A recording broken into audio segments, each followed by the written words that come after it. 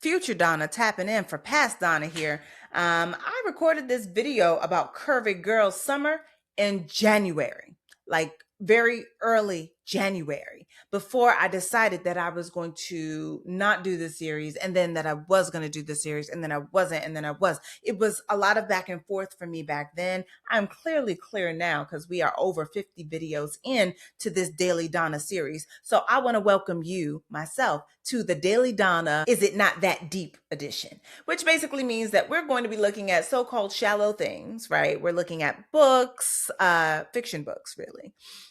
We'll be looking at books, we'll be looking at music, all the things that I like to dissect and have deeper conversations with my friends. And I'm going to do it with you too, because maybe you'll be my friend. Or at least I think that sometimes we're looking for more spaces where we can have these type of conversations. And I would like to remind you that this is a completely spoiled ass book. So if you did not read this book, I would suggest you go read it before you watch this here video. And that's all I'm gonna say. We're gonna hit the intro and then it'll be past me taking over.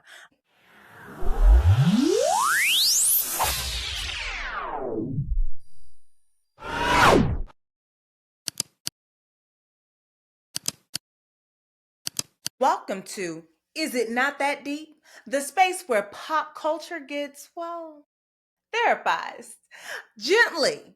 I am your host and pop culture therapist and side-eye giver, Dr. Donna Oriowo. I'm a sex and relationship therapist in the Washington, D.C. metro area, helping Black women feel free, fabulous, and on the couch with us today is Curvy Girl Summer by Danielle Allen. Now, if you don't know about Curvy Girl Summer yet by this lovely Black author, you are about to. I'm going to go ahead and read from the back of the book because I recognize that the synopsis is different from one place to the next. So let's get into it. There's got to be an easier way than dating. I want the shortcut. I just want to find my person and start our lives together. After a one-night stand with her clingy ex, Aaliyah James has an epiphany.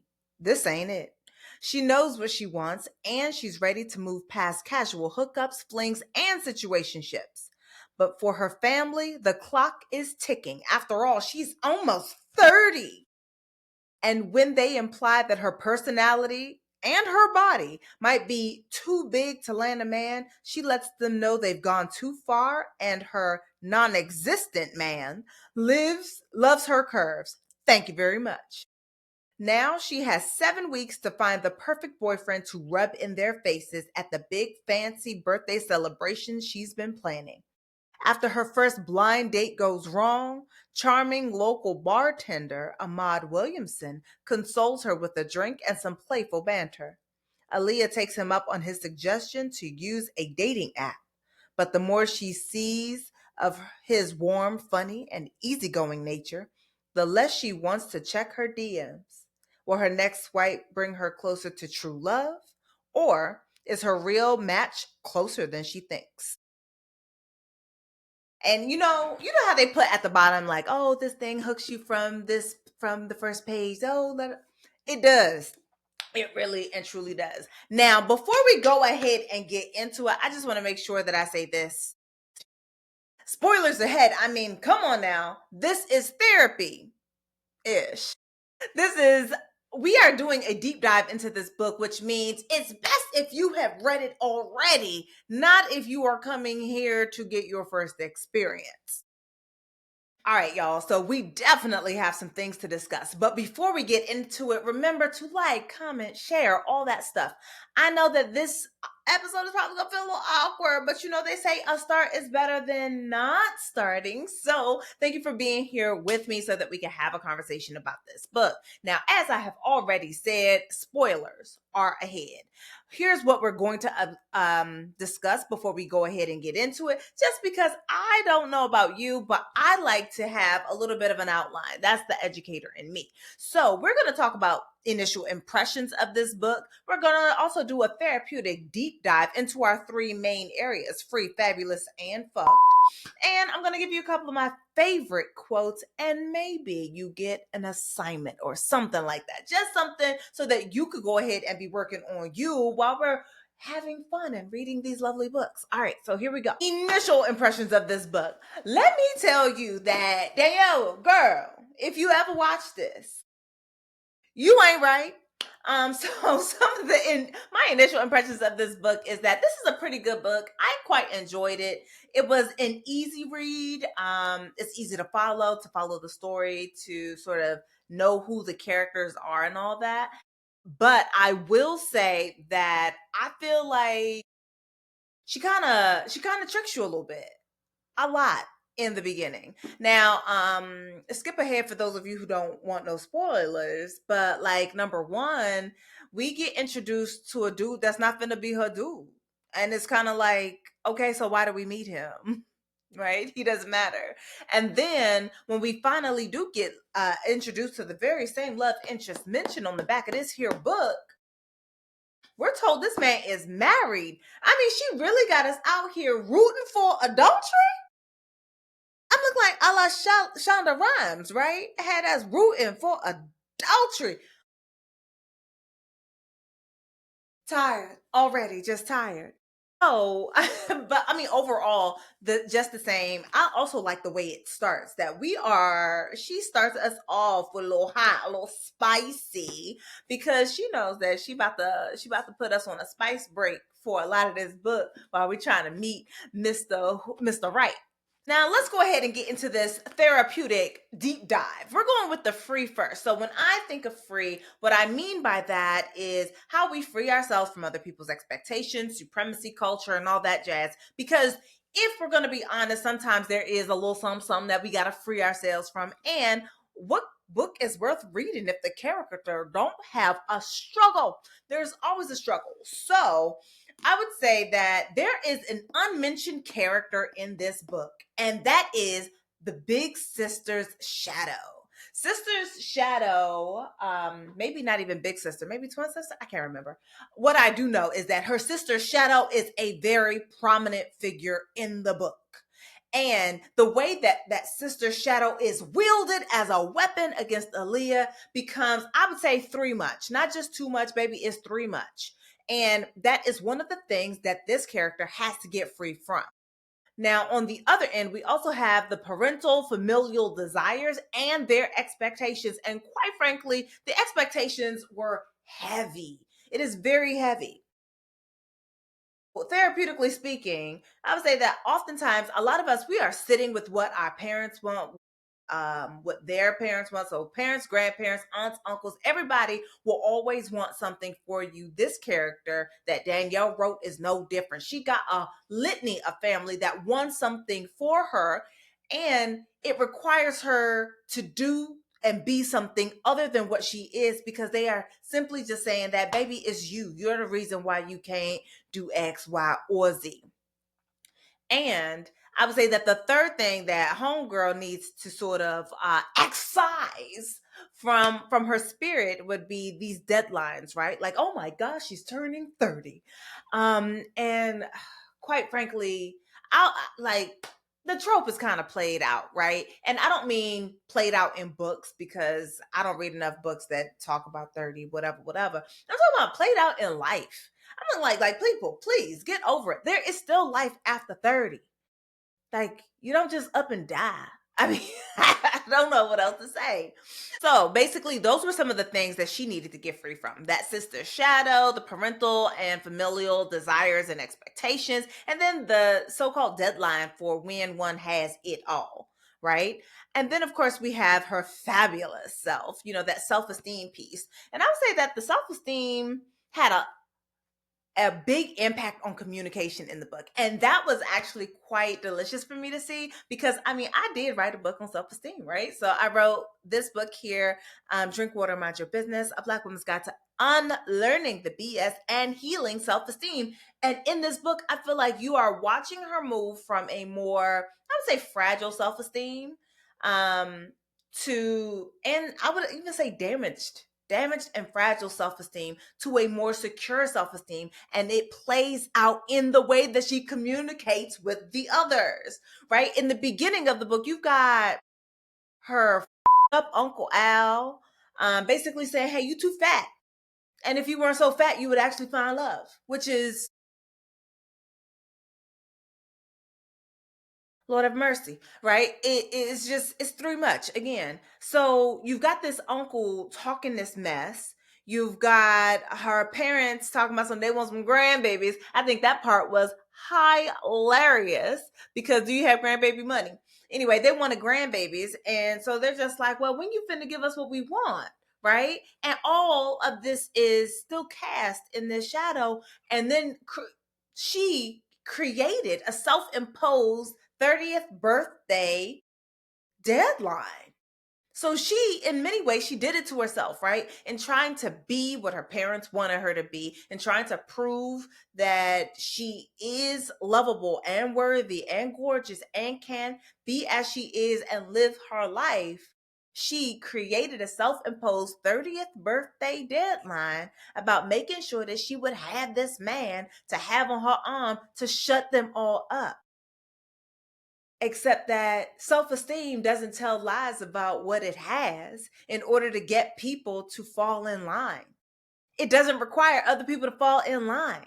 It's kind of like a boundary, right? A boundary is something that you set in your own garden. It's something that you do for yourself. It's not something that you perform for others. Your boundaries are about how you are taking care of you, how you protect yourself from harm, and sometimes how we recover when we have been in spaces with people that we know are a little bit harmful, but they're still family and we want to spend some time with them.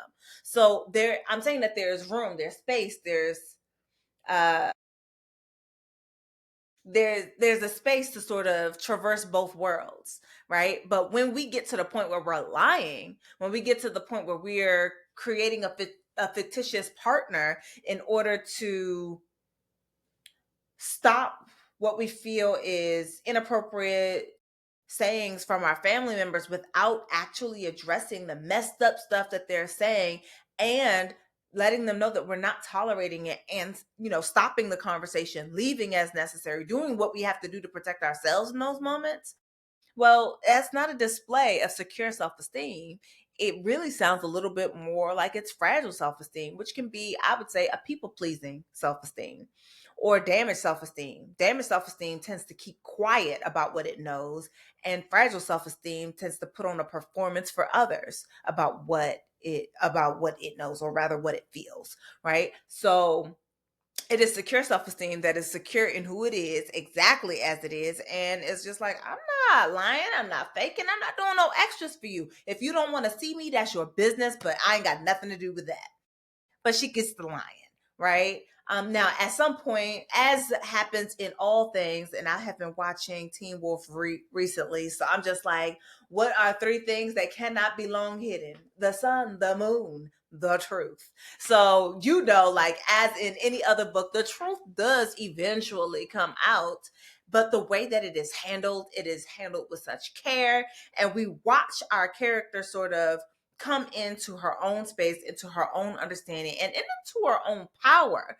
And instead of having a self-esteem that requires confirmation from others, and sometimes being in that damaged self-esteem, which sort of shuts her own shine down a little bit, we see her become more secure, where she's just like, I'm going to be big and loud and brash and fully me and tell my truth and live in my truth. And y'all just going to have to deal with the truth of what it is, including the consequences of the way that you've chosen to behave with me and how I show up as a result with you. I felt like that was so beautifully well done. And instead of then by the end, instead of living in sister's shadow, I think that she has joined in a different way, so that she doesn't have to remember her sister in such a way where she doesn't have to live in a way where she is less than who she is because her family has a sanitized view maybe of what sister was. The other piece in there is this Uncle Al. I swear this man was on my damn nerves. Now, there was some quotes by him, and I wanted to make sure that I at least shared one. Let me see. Oh, don't be so sensitive. I'm just playing around. right? And I know that somebody right now, I know that you heard it and you thought about your own uncle or your own auntie or somebody in your family who be saying the same thing. Now, Uncle Al said this to grandma after saying that Aaliyah doesn't have her life together, and then goes on to say that Anaya, her sister who passed, had a plan and that they're just worried about Aaliyah. And then he goes on to comment about her weight. Now, here's the thing. I got confused, right? And confused in the sense that I'm not really confused, but in the way that makes me I always have to pose the question when I think that people say stupid shit. And it's this idea about her not having her life together. Now, I'm looking like her life is not together. She lives at her own house.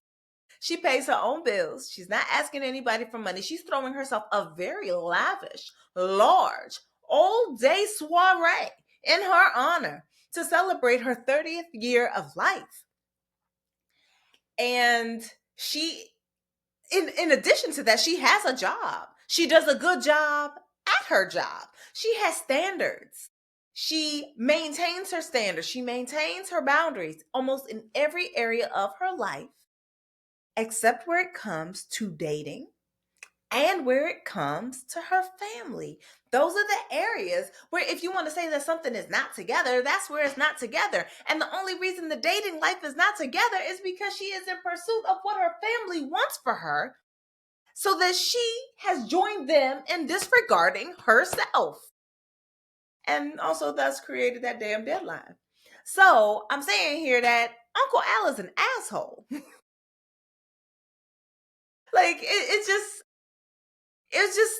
a mess. Like, he's the uncle that ran down a list of everybody in the family who'd already been married and what he saw about them and what he thinks about her as a result of her being almost 30 and not being married, and feeling as though her lack of marriage means she has no plan, which for him has translated into her life is not together. And because it is all translating in this way for this one person, who I believe is multiply married in this book, he has decided that her life is not together because it's not together in the way that he would prefer for it to look. And so he has placed the burden of his own thoughts, of his own feelings onto her, as though it is her responsibility to deal with. And I just like, how many people got families that do that very same thing, right? Like, how many of us have been living in the shadow of someone else's expectations for us based off somebody who's not even in our face right now, right? So it's just like that still connects that fabulous and that free together, because that self-esteem became more apparent or changed, but you saw it change by way of the way that she behaved, the way that she carried herself, and the way she communicated with the people in her life who claimed to love her. And that last piece, of course, the fuck. Now, I'm like, this is a romance, y'all.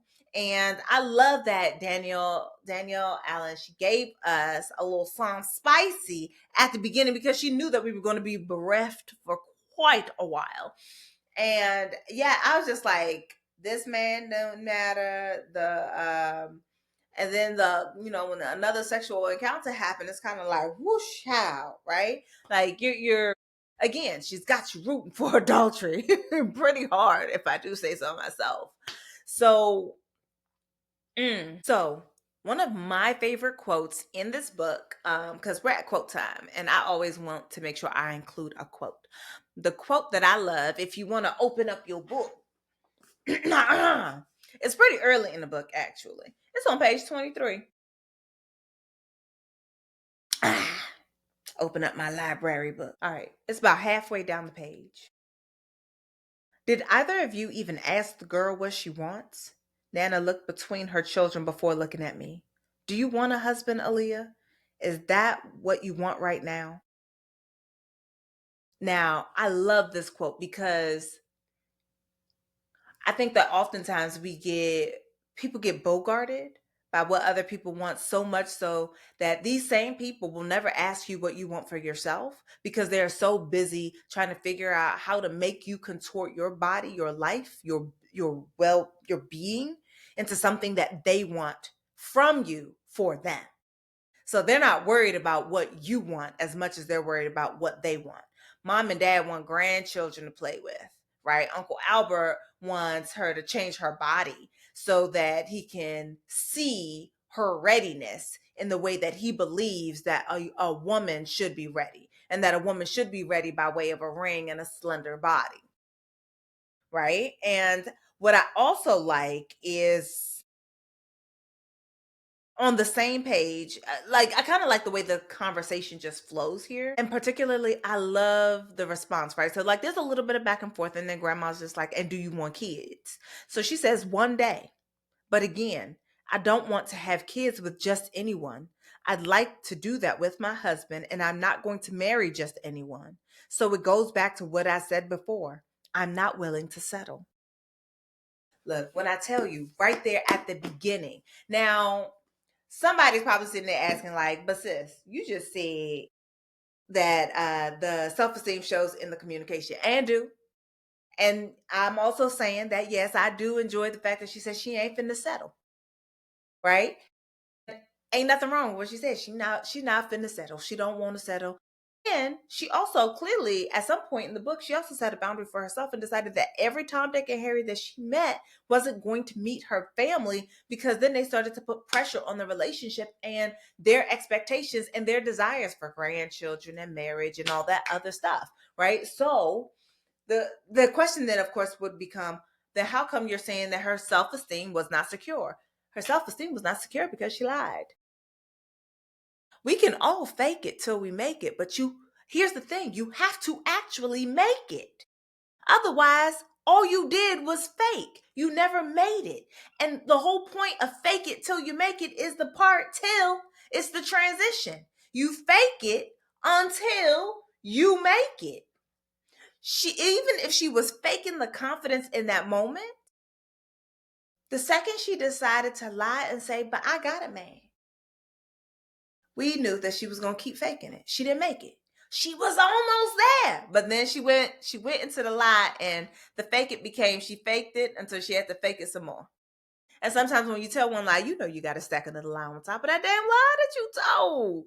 So here's the thing. Why are we looking at this book? Number one, we're looking at this book because Curvy Girl Summer was that book, right? Like, it was, I believe it was one of those like anticipated books of the year. And let me tell you, they turned this book every which way but loose for me to get it from my local library. But I will say that, like, I thoroughly enjoyed reading this book. It was fun, it was cute, and I am ready to read the second book. Um, so the other thing from here is this. I told you that there are multiple characters in this book. I mean, you have Aaliyah. She's the main character. You have her friends, Nina Ford, the free spirit, Jasmine Payne, the one that's dealing with a lot. You have Anaya's shadow, that's Aaliyah's deceased sister. You got the parents, Alicia and Daryl. You've got grandma, they call Nana. You got Uncle Albert, the rude ass, and you've got Ahmad Williamson, the love interest. And I would say that what's wild is that from the start of the book, you have the main character having sex with an ex that she knows she doesn't want. Again, behavior not rooted in that is not forward movement as much as satisfying her immediate desire or her immediate need, right? Then you have this love interest who is introduced to us as a married bartender whose first words is like, not all men, which when I hear not all men, I don't know about you, but it grates on my nerves. It makes me suck my teeth, because I'm just like, if I'm like, if you feel the need to say it, then maybe you were the one that needed to be included in the statement that I was making. And instead of making yourself into an exception, you should sit in why you are feeling so confounded by what was said and how it may actually apply to your life, and go do something different, right? Because, of course, it's not all, right? Things are very rarely all, but I also recognize from a therapeutic standpoint that sometimes we need to address our black and white thinking, right? That something is all good or all bad, that something is everything or that it is nothing, that it is treasure or that it is trash. When we live in the binary, we die by the binary. But when we open ourselves up to a spectrum, then we can see that there are more possibilities in how we are living. We can see the ups and the downs, and we can see the fullness of what someone is and the fullness of what someone has to offer. It doesn't mean, though, that I want to hear some dude say not all men, because relax, homie. Of course, not all men. Meanwhile, the the love interest introduced as married and having us root for adultery, crazy work. So before we wrap it up, I want to give you a couple of the thoughts that I had about some of the stuff that I read in here. Um, So the ex that she was having sex with, like some of the thoughts that I were having, these are going to be interspersed throughout this episode. So I just want to make sure I give them to you now. So thoughts. Matthew couldn't handle being the hookup and he felt abandoned and he wanted to be with her. And I thought that with that one, we watched the communication error, right? Because she said her piece, but he did not hear it, or rather, not that he didn't hear it, he didn't receive it. He expected that he could still be able to have what he wanted from her, regardless of what actually came out of her mouth. And so he was surprised when she continued to treat him like an ex. So he has a narrative that he has been ghosted, where she has a narrative that I told you that I no longer wanted to be with you because he wanted to go explore his feelings for his ex-girlfriend. So it's kind of like, my God, how did we miss this? We were in the same conversation, but you missed what I said I wanted. And I would say this, right? On a larger scale level, women are taught to be nice, to be accommodating, to give up the things that they actually want and settle for something a little bit less than what they might desire, right? They're also taught that because there is a promise or a dangling of somebody's possible ring into the far future, that you are supposed to wait, right? That you're supposed to be willing to wait, because if someone is considering giving you a ring, then any moves that you make away from that person are moves made in error or in a lack of judgment, or you just being rash and brash, right? So, and I think that Matthew, in all his male glory, really believed that he could tell his current partner, hang on, I'm gonna go explore this other thing, I'll be right back. And that her ass was supposed to sit there and wait for him. And I would be remiss if I didn't also say that people also expect this of people that they feel are not at the height of desirability on the dating market, meaning not white, not thin, not rich, not whatever, right? Like there is a proscribed woman, white, thin, blonde hair, blue eyed, big boobed, whatever, her. And then on the other end, you have the dark skin, you have fat, you have trans, you have all the things that people have been taught are supposed to be undesirable, despite the fact that clearly they are desired or we would not exist. Right? So you have this man who's been with this very thick, voluptuous, sexy ass woman, and he believes that he can pick up and go explore something else, and that her job is to be there waiting for him to return. Well, you're bad. She didn't wait. She moved on. And I would say she said, go ahead, do what you got to do. I'm not going to be here waiting on you. But he really thought that it was just one of those things that someone says as opposed to something that they do. And I would say that was one of those times where I was just like, ooh, the alignment, right? That she feels in her body when she's dating certain people, where she's just like, nope, because what you're not finna do is disrespect me. Bet. So the next guy that we're introduced to is Marcus. And you would think that this was supposed to be like the unlikely love interest, but it's a no. He had no significance. And this is where I personally got because I was just like, oh, okay, this will be the guy. Because usually they introduce you to say guy. And when I'm reading the book, I don't read back. I don't read the description. Sometimes I just look at the title and be like, yup, that's what I want to read. So I got God because I thought it was Marcus and it was not. Now, Uncle Al, I already said my piece about this.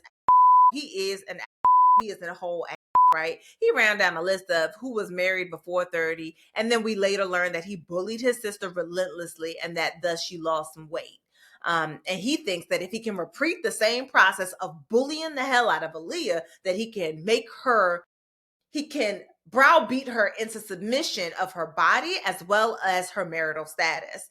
And I think that too often we all have an Uncle Al in our lives who believes that if they ridicule us, if they shame us, if they make fun of us, if they hurt us, and they do it from a place of love, that number one, that it makes it okay, but also number two, that they will get from us what they want. I think that time has shown that people are willing to chuck the deuces and be like, you know what? You're not somebody that I can have as an active, regular member of my life when you treat me this way. And quite frankly, I'm just like, well, I will never tell a client to do the thing that feels like avoidance, but I will ask people to consider whether or not they're doing avoidance or protection. Now, avoidance is some of that thing that most of y'all are outside doing, where you all want to avoid every difficult conversation that needs to be had before you get to the point where you want to cut someone off. They don't even know what high nor tail. You believe they should know because they should know, but they don't know because you didn't say anything to them, and you know nobody else in their family said anything to them about what they've been saying and or doing and the way that you have been feeling, which means that if you have not gone to them, if you have not had the conversation with them, you are moving to disillusion. You're moving to close a relationship without actually having a discussion, which I'm just like, come on now. If it is not unsafe for you to have the conversation, have the conversation. Have it as best you can. Use short declarative sentences. State your purpose at the beginning, state your three supporting, and state that same purpose again at the end. Hey, I don't like it when you talk to me this way. When you talk to me this way, makes me feel unloved and belittled. It makes me feel like you don't actually like me. And it doesn't make me feel like family. It makes me feel like a burden. So I really don't like it when you speak to me that way. That's your example. See, I just boxed it in. Boop, boop, boop, boop. That's it. Now, what they do with that response, that's going to be something different. People always want to protect themselves and their ego because that's what they know to do. It's hard to be like, you right, I'm wrong, right? And sometimes what we can do instead is, and one of the thing that I have been known to do within my family is to ask the intent and the impact. What was the intention of what you said? I'm asking because the impact is that it really just hurt me. It made me feel small and belittled. And I wasn't sure if that was what you were going for, but that is the impact that you had. It gives them an opportunity to choose to issue an apology, to clarify their point, and for you to also stand on the business of, I understand that that may be your intention, but that is not how it is received. And I would prefer if in the future you find another way to communicate with me that doesn't involve using words like calling me this, or this, or saying that I'm never going to have one of these. Boom, boom, boom, boom. Hey. So the introduction of Ahmad in this book kind of reminds me of Steve from Sex and the City. And I'm just like, it's the being rude, it's the almost negging and just sort of like picking at this person who is already in a vulnerable spot or feeling vulnerable while they're in this space and shouldn't have to deal with the from a stranger, right?